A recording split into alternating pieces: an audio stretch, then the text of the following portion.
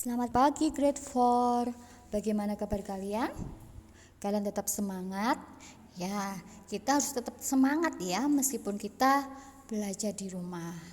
Oke, hari ini kita akan belajar tematik. Tema 1 subtema 3, bersyukur atas keberagaman. Hari ini kita akan membahas pembelajaran 5 dan 6. Materi apa saja yang akan kita pelajari? Yang pertama kita akan belajar IPS, yaitu menyajikan keragaman sosial daerah dalam brosur pariwisata. Yang kedua kita akan belajar SBDP, itu melakukan apresiasi seni gerak tari. Yang ketiga kita akan belajar PPKN, menceritakan sikap kerjasama antar individu. Dan yang keempat kita akan belajar bahasa Indonesia, yaitu membuat ringkasan dari teks lisan. IPS, keragaman sosial di suatu daerah dapat berupa perbedaan suku bangsa, bahasa daerah, kesenian daerah, dan adat istiadat. Keragaman sosial tersebut dapat menjadi daya tarik bagi wisatawan domestik maupun mancanegara. Coba kalian sekarang perhatikan gambar contoh brosur berikut ya. Ini adalah contoh brosur untuk berlibur di Bali. Nah, kalian pernah pergi ke Bali? Ya. Di situ ada bermacam-macam tempat wisata. Ya. Di dalam brosur pariwisata biasanya diberikan informasi-informasi yang menarik tentang suatu daerah tertentu. Jadi ini brosur pariwisata Bali. Jadi di brosur ini terdapat bermacam-macam tempat pariwisata yang ada di daerah Bali. Ya. Nah, berdasarkan brosur tersebut, menurutmu keragaman sosial apakah yang menjadikan daya tarik bagi wisatawan? Ya coba apa saja ya. Di situ sudah ada gambar berbagai macam tempat wisata. Ya. Tugas kalian yang pertama yaitu kalian membuat sebuah brosur pariwisata tentang keragaman sosial di suatu daerah. Contohnya tadi di daerah Bali. Jadi kalian akan membuat sebuah brosurnya. Langkah-langkahnya ada di buku tema 4A halaman 103. Di situ ada bahannya apa saja dan langkah-langkah membuatnya. Kalian bisa membaca dan mempraktekannya. Nah, sekarang kita akan belajar SBDP.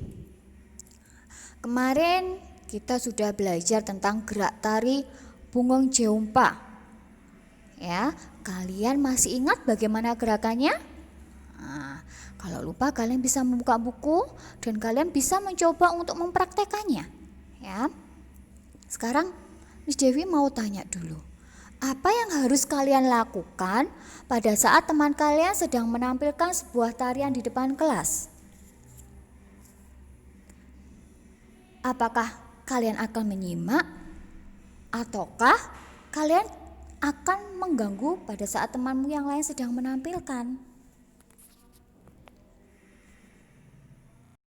Pada saat temanmu yang lain sedang menampilkan tarian di depan kelas, maka teman atau kelompok yang lain bertindak sebagai pengamat. Tugas kalian sebagai pengamat adalah memperhatikan setiap gerakan yang ditampilkan oleh temanmu atau kelompok yang lain untuk kemudian diberikan masukan mengenai gerakan mana yang sudah baik dan mana yang masih perlu ditingkatkan lagi. Kegiatan mengamati ini bukan untuk mengolok-olok teman yang melakukan kesalahan dalam penampilan, melainkan sebagai bentuk apresiasi kita terhadap apa yang dilakukan untuk kelompok lain. Nah, apa itu apresiasi? Yuk, sekarang kalian boleh simak.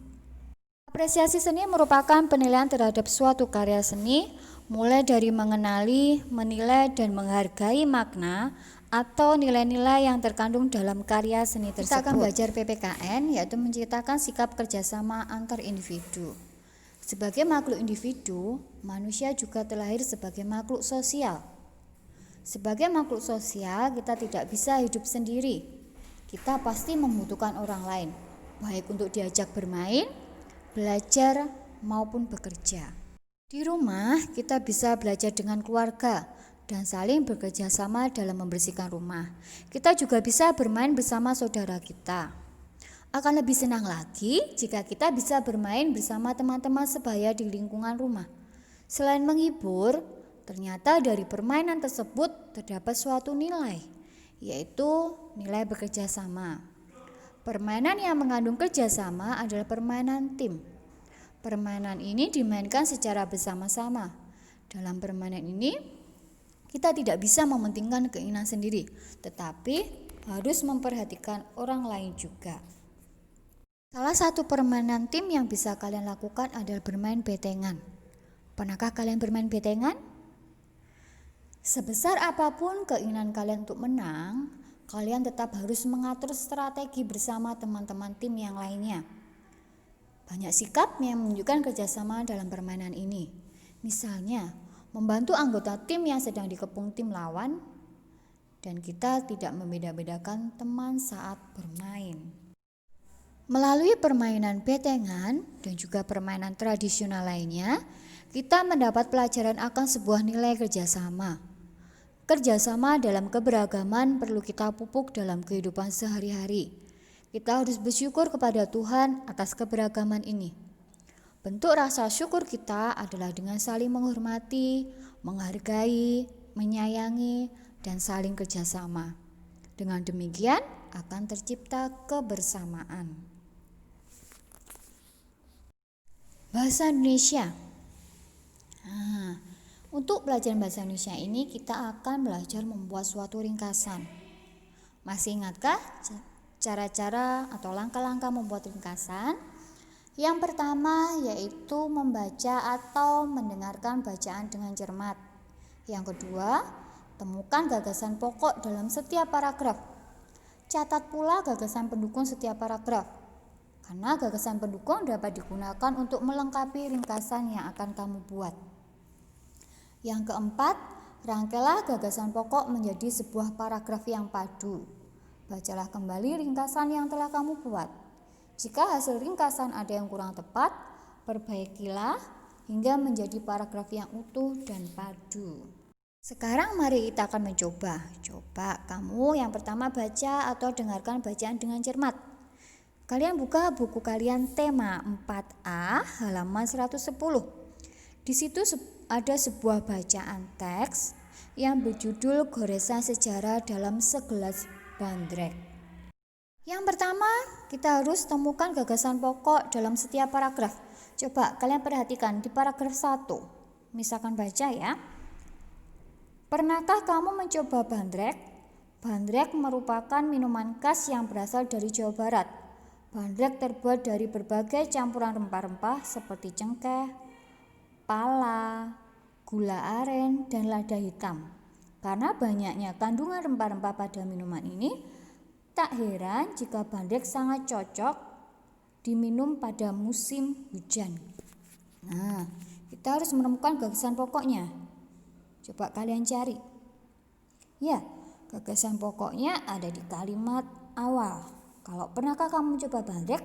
Tidak mungkin ya. Gagasan pokoknya jadi di kalimat berikutnya, yaitu bandrek merupakan minuman khas yang berasal dari Jawa Barat. Kemudian kalian perhatikan di paragraf yang kedua. Misalkan baca. Kenikmatan bandrek sudah dikenal sejak dahulu.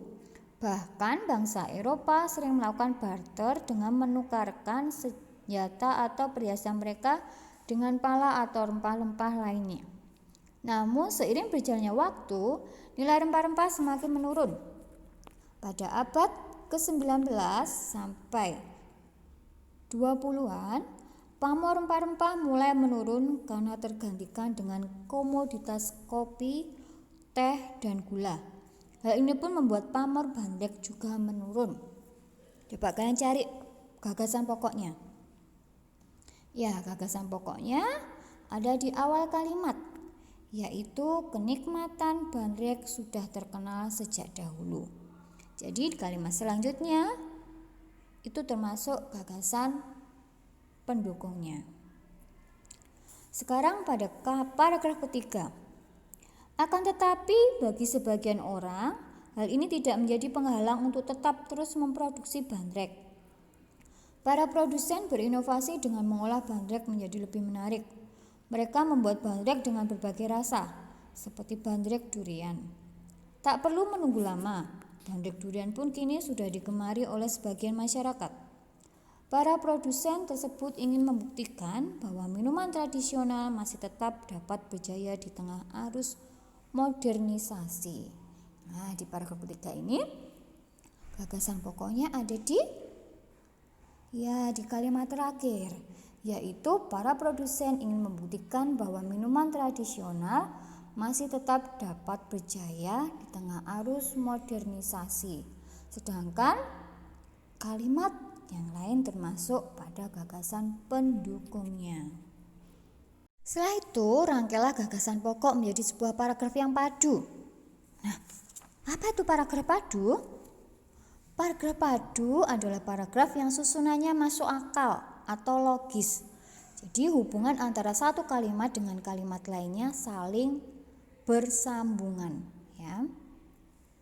Jadi untuk paragraf 1, 2, 3 tadi gagasan pokoknya seperti ini.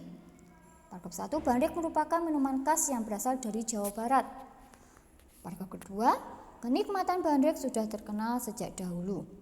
Paragraf ketiga, para produsen ingin membuktikan bahwa minuman tradisional masih tetap dapat berjaya di tengah arus modernisasi. Nah, dari ketiga gagasan pokok itu, apakah paragrafnya sudah padu?